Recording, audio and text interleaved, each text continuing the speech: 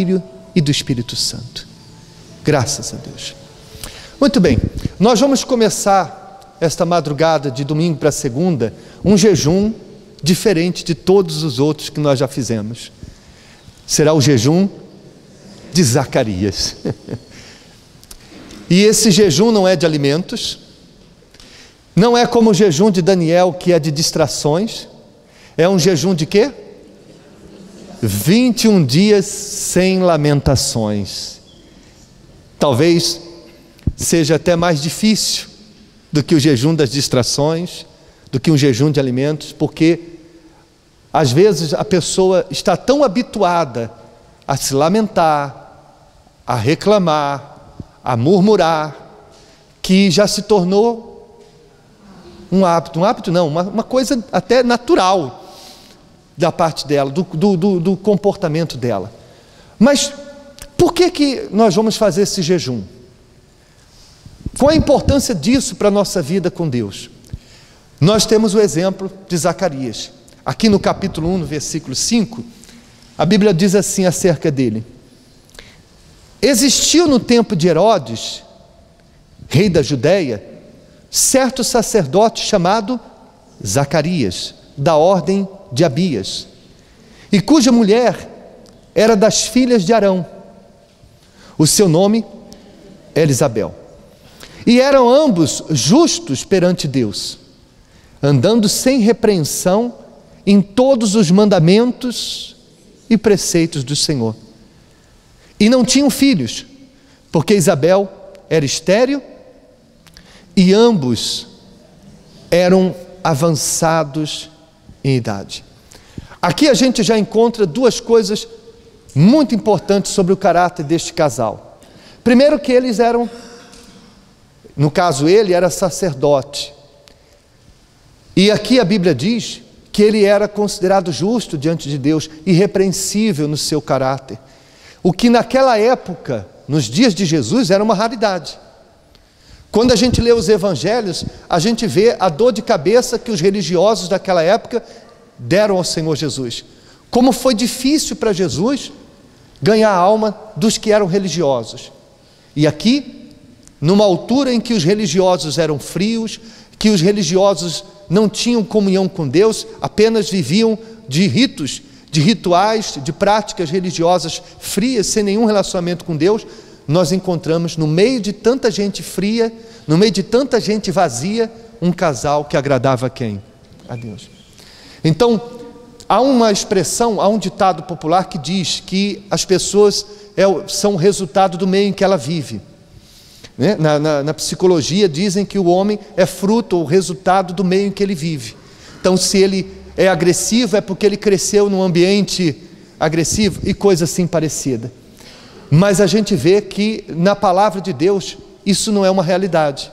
A gente vê que Noé, nos dias dele, em que não havia ninguém convertido, ele se manteve fiel a Deus.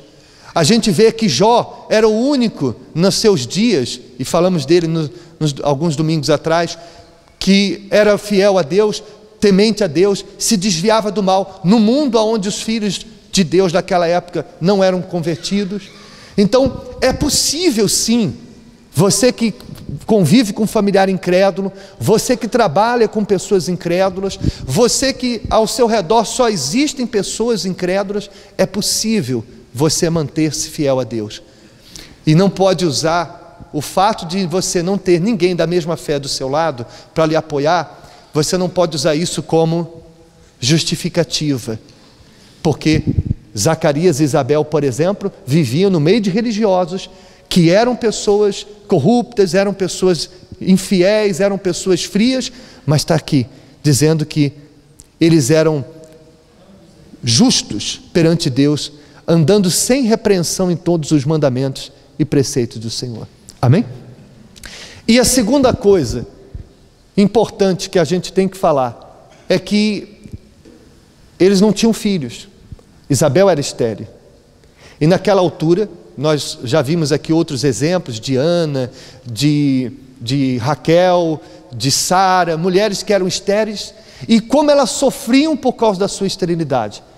Porque a cultura daquelas pessoas naquela época é que uma mulher que não tinha filhos era amaldiçoada por Deus, a mulher que não tinha filhos era desprezada, o marido tinha até o direito de se casar com outras mulheres ou ter concubinas para poder gerar filho no lugar dela.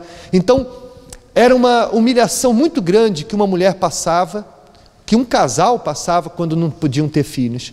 Fora os problemas que no futuro poderiam ter por não ter quem cuidasse deles na velhice. Mas mesmo passando tudo que eles passaram, mesmo ouvindo coisas que eles devem ter ouvido, como Ana ouvia da Penina, mesmo sendo humilhados, mesmo passando por tudo que eles passavam, eles não deixaram de servir a Deus. E veja que nós vamos ver aqui que durante anos eles oraram para ter filhos, e durante anos eles pediam para ter filho e não tiveram filho. Ou seja, de uma certa forma, aparentemente, suas orações não estavam sendo ouvidas. Mas qual era a função dele? Sacerdote. Mas ele não deixava de orar pelas outras pessoas, porque Deus não ouvia ou não respondia uma oração que ele pedia acerca dele. Que é um outro erro que muita gente comete. Pensar que Deus não está ouvindo ela só porque uma coisa que ela está pedindo ainda não aconteceu. Ele poderia, se fosse muitas pessoas nos dias de hoje, ele poderia dizer: como que eu posso orar pelas pessoas se Deus não ouve a oração que eu faço por mim mesmo? Como eu posso continuar servindo a Deus se Ele não atende às minhas orações? Quantas pessoas você já conheceu que saíram da igreja porque estavam pedindo a Deus muito por uma coisa e aquilo não aconteceu, desanimaram e jogaram tudo para o alto? Mas tanto Zacarias quanto Isabel permaneceram justos, permaneceram fiéis, servindo a Deus, mesmo com a luta que eles tinham de não ter filho, mesmo ouvindo muitas coisas: como é que você pode ser sacerdote se a sua mulher é amaldiçoada, não pode ter filhos, ou coisas parecidas que eles podiam ouvir. Continuavam servindo a Deus de todo o coração, porque eles não serviam a Deus por causa dos filhos, eles serviam a Deus por causa do que Deus era para eles. Se você vem à igreja só por causa do que Deus tem para te dar, duas coisas podem acontecer: Ele te dá e você não vir mais, porque já tem o que você queria, ou então Ele não te dá e você também deixar de vir porque Ele não te deu. Mas quem vem à igreja só porque precisa das bênçãos, tem a sua permanência na igreja com prazo de validade. De um jeito ou do outro, vai sair. Não permanece, porque só permanece com Deus quem busca Deus pelo que Ele é, quem busca Deus por causa do seu relacionamento com Ele. Você ama a sua esposa ou seu marido não é por causa da vida que Ele te dá, mas por causa do que Ele é, de quem Ele é para você, do sentimento que você tem para com Ele. Você que é filho, você ama, considera os seus pais, não apenas pelas coisas que Ele já fez na sua vida, que Ele te sustentou, que Ele te colocou no mundo, mas porque Ele é o seu Pai, porque você tem consideração com Ele, pela pessoa que Ele é para você. E com Deus não é diferente. Por que eu vou servir a Deus apenas por causa do que Ele tem para me dar? Só a presença dEle na minha vida já é maior do que todas as bênçãos que Ele pode me dar. O que é que pode ser maior que Deus possa me dar, que seja maior do que o amor dEle por mim? Será que se Ele me der uma mansão, se Ele me der riquezas, Ele vai expressar mais o amor dEle por mim do que se Ele me der a presença dEle dentro de mim? Entende a diferença? Então, Zacarias, ele servia a Deus, mesmo que houvesse algo na sua vida que ainda não havia acontecido, eles continuaram temente a Deus. E foi por isso que no versículo 8 está escrito aí: e aconteceu que, exercendo ele o sacerdócio diante de Deus, na ordem da sua turma, segundo o costume sacerdotal, coube-lhe sorte entrar no templo do Senhor para oferecer o incenso. E toda a multidão do povo estava fora, orando à hora do incenso. E um anjo do Senhor lhe apareceu, posto em pé, à direita do altar do incenso. E Zacarias, vendo, turbou-se, e caiu o temor sobre ele. Mas o anjo do Senhor lhe disse: Zacarias, não temas, porque a tua oração foi ouvida, e Isabel, tua mulher, te darás luz um filho, e chamarás o seu nome João. Olha que coisa extraordinária. Então, olhe para mim, por favor. Finalmente chegou a sua hora. Vocês vão ter um filho. A gente não sabe quantos anos eles oraram por isso, mas se eles já eram velhos, e já devia ter alguns anos de casado, você pode imaginar quanto tempo eles esperaram por aquela notícia. E não foi uma notícia qualquer. Olha só como seria este filho. Ele diz, versículo 13: mas o anjo lhe disse: Zacarias, não temas, a tua oração foi ouvida, Isabel, tua mulher, te dará à luz um filho, e chamará o seu nome João. Terás prazer e alegria, e muitos se alegrarão no seu nascimento, porque será grande diante do Senhor. Não beberá vinho, nem bebida forte, e será cheio do Espírito Santo, já desde o ventre da sua mãe. E converterá muitos dos filhos de Israel ao Senhor seu Deus, e irá diante dele no espírito e poder de Elias, para converter o coração dos pais aos filhos, e os rebeldes à prudência dos justos, com o fim de preparar ao Senhor um povo bem disposto. Então olhem para mim, por favor. É como se ele dissesse o seguinte: você vai ter um filho, mas não vai ser um filho qualquer não. Vai ser um filho, um grande homem de Deus. Esse João aqui, você sabe quem é? João Batista, aquele homem que Jesus disse que naqueles dias não havia entre os nascidos de mulher um homem como ele, um instrumento nas mãos de Deus, um grande homem de Deus. Então, além dele ter a sua oração atendida, ele foi surpreendido com algo além daquilo que ele esperava. Além de um filho, ele, como sacerdote, com certeza queria que um filho fosse da mesma fé, que servisse a Deus como ele, e na verdade superou as suas expectativas. Amém? O que é que você acha que Zacarias fez quando ouviu essa notícia?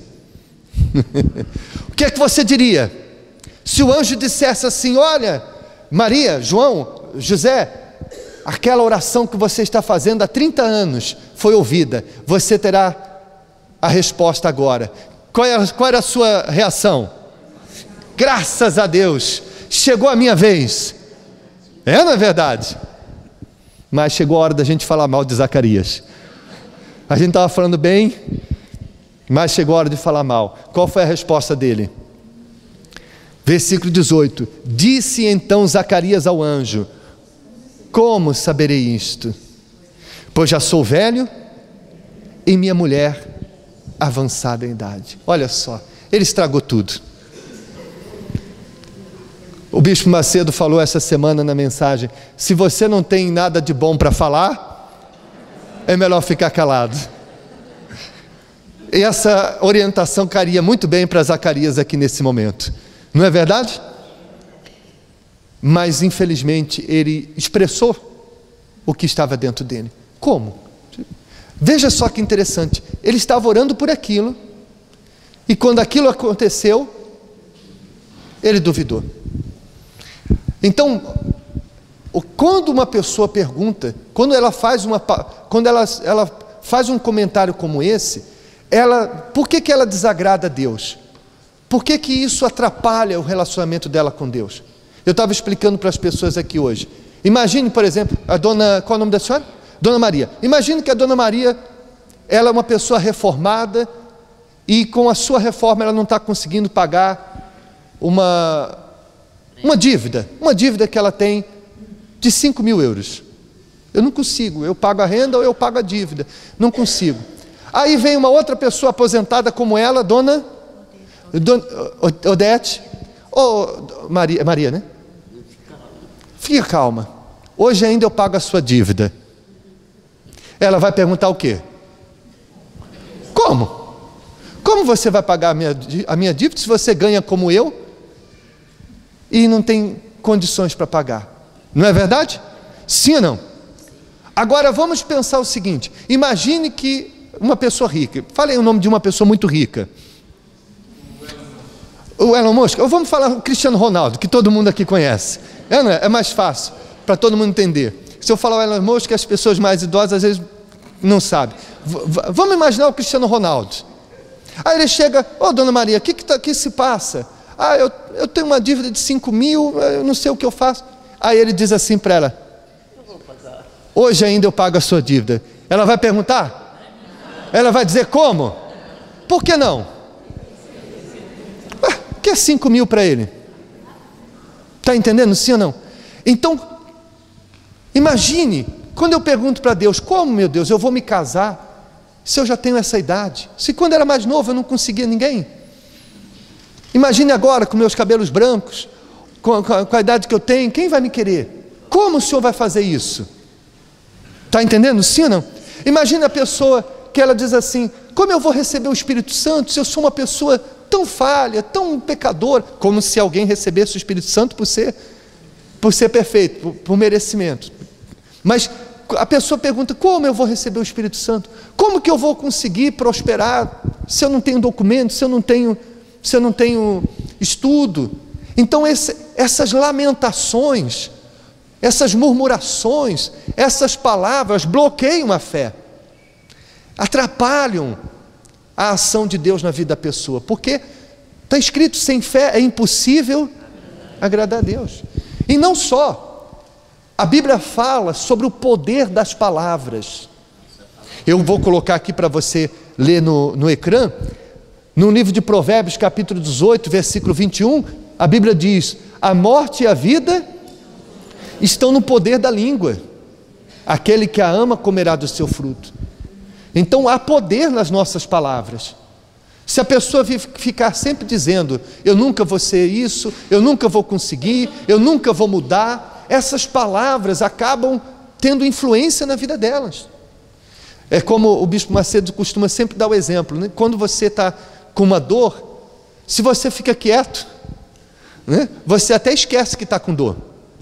Mas basta alguém chegar perto de você e você diz: eu estou sentindo uma dorzinha aqui de cabeça, parece que a dor aumenta. É ou não é verdade? Ou então você está com frio, aí chega alguém e você diz: que frio que está hoje. Aí parece que fica mais frio ainda. Então, isso é psicológico, mas espiritualmente isso influencia no que diz respeito à sua vida. Quando você fica sempre a dizer: Deus nunca vai fazer isso, isso nunca vai acontecer, eu nunca vou mudar, eu não vou conseguir largar o vício, porque há muitos anos que eu sou viciado. Essas palavras neutralizam a fé, então torna a fé infrutífera, é como um veneno para a sua fé. Percebe a diferença, sim ou não? Há mais ainda, a Bíblia diz: da mesma boca procede bênção e maldição. Aí o apóstolo Tiago diz o quê? Meus irmãos, não convém que isso se faça assim. Não convém o quê? Que uma hora você diga coisa boa e outra hora coisa ruim. Que uma hora você diz que você vai mudar, outra hora você diz: eu nunca vou mudar. Eu vou vencer, daqui a pouco você diz: eu nunca vou vencer. Então, da mesma boca não pode proceder duas coisas.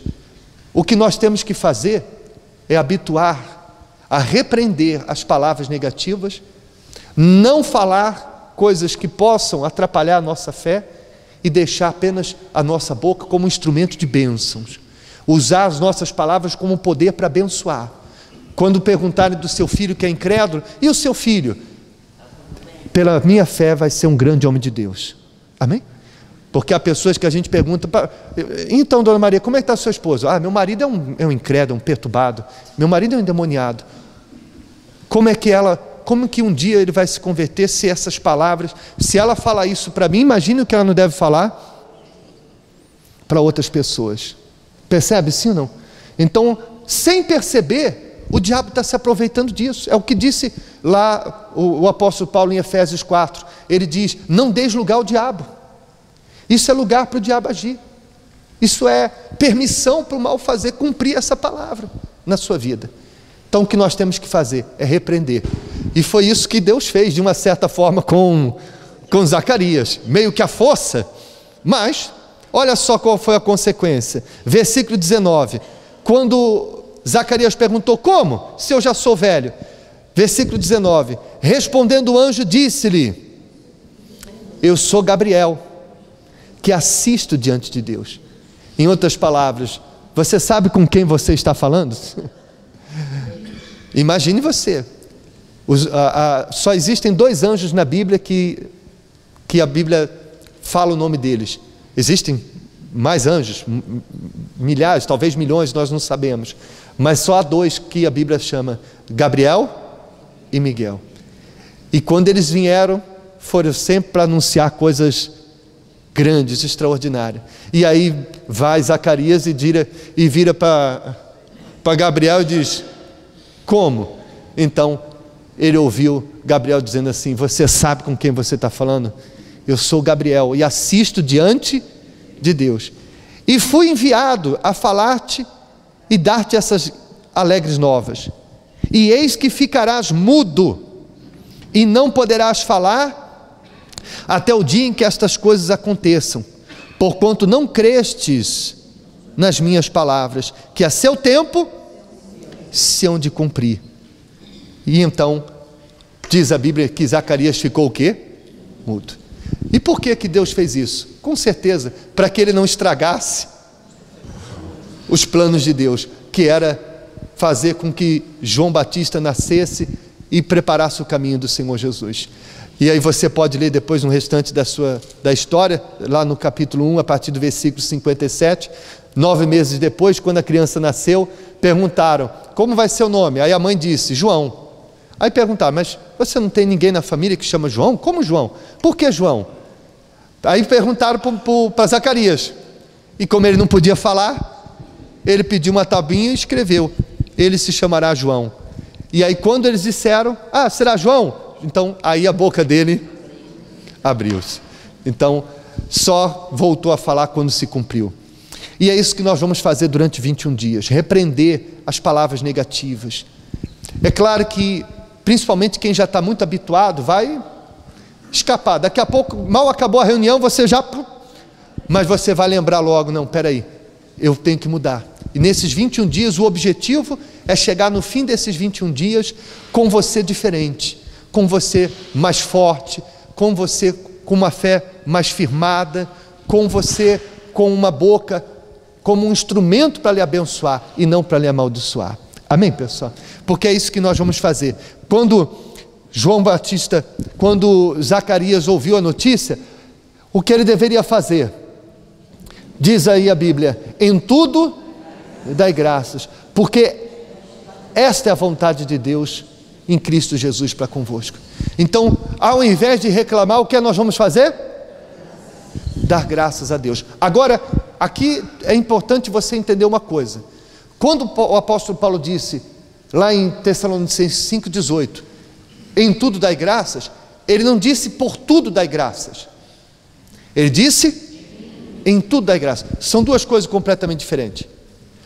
Se ele tivesse dito por tudo dai graças, significa que a gente tinha que dar graças a Deus por tudo.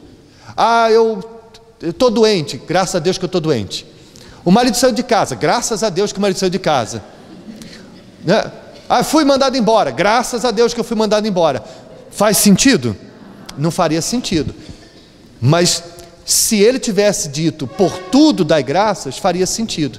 Ele não disse por tudo, ele disse em tudo. E aí há uma diferença muito grande. Quando ele diz em tudo, é como se ele estivesse explicando o seguinte: em qualquer circunstância, em qualquer situação, dai graças a Deus. Então vamos usar o exemplo: fiquei doente, graças a Deus que eu estou na fé e Deus vai me curar dessa doença. Bom que eu não tivesse ficado doente, mas graças a Deus que eu sirvo a Deus e Ele vai me dar força e eu vou me ficar bom logo. Está entendendo a diferença? Sim ou não? O marido saiu de casa, olha, não era o que eu queria, mas graças a Deus que eu estou na fé, porque se eu não tivesse na fé, eu não ia saber o que fazer da vida agora nessa situação. Mas porque eu estou na fé, graças a Deus, eu vou lutar e ele vai voltar, e quando voltar, vai voltar transformado. Está entendendo a diferença? Fui mandado embora, tenho renda para pagar, filho para sustentar, o que eu vou fazer? Graças a Deus, Deus é comigo e vai abrir uma outra porta melhor do que aquela. Porque graças a Deus, porque eu estou na fé. Se eu não tivesse na fé, seria muito pior a situação que eu estou a passar. Entende a diferença? Então, no lugar das reclamações, no lugar das murmurações, no lugar de você dizer, está vendo? Eu vou à igreja e olha só, O incrédulo ficou no trabalho e eu, que sou de Deus, fui mandado embora. Não, ao invés de dizer isso, você vai dizer: Deus é comigo. Todos os que me viram ser mandado embora dessa empresa vão ver eu entrar numa empresa melhor do que aquela, mas Deus não vai me desamparar, porque Ele é comigo. Você vai ver que você vai ter mais paz, suas noites de sono vão ser mais tranquilas, e até o seu relacionamento com Deus vai ser melhor. Porque como eu posso chegar aqui, louvar a Ele e glorificar Ele, e quando acabar o culto, ficar falando que Ele não é comigo, que Deus não me ouve, que Ele não se importa comigo? Faz sentido? Não faz sentido.